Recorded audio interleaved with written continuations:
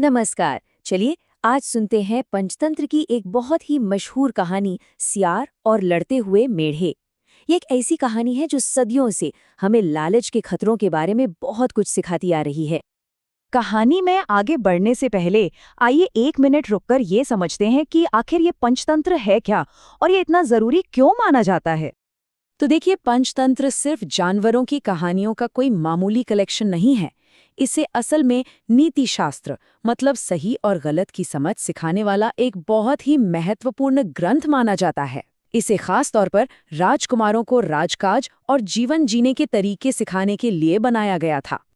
तो अब जब हम पंचतंत्र के बारे में थोड़ा जान गए हैं, तो चलिए सीधे कहानी में चलते हैं।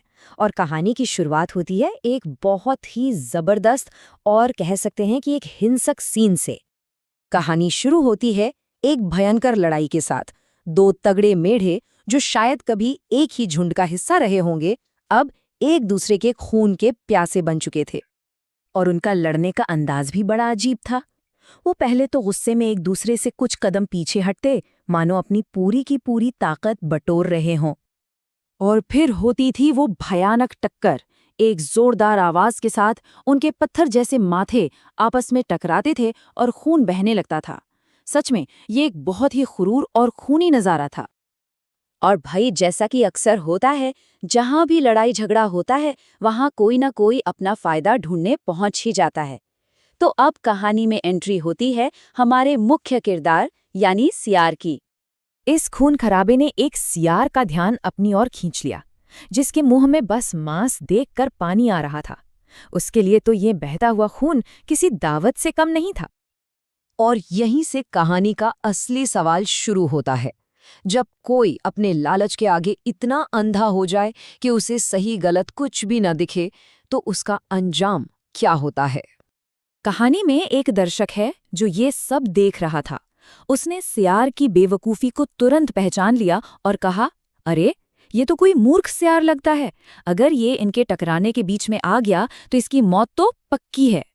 मतलब ये एक तरह की खुली चेतावनी थी जो आने वाले खतरे का साफ इशारा कर रही थी। अब हम कहानी के उस मोड़ पर पहुंचते हैं जहां सियार का लालच उससे एक ऐसी जानलेवा गलती करवा देता है जिसकी कोई माफी नहीं होती। सियार का पूरा ध्यान सिर्फ उस खून पर था। उसे और कुछ दिखाई ही नहीं दे रहा था। आने वाला खतरा इतना साफ था, लेकिन लालच ने जैसे उसकी आंखों पर पट्टी बांध दी थी।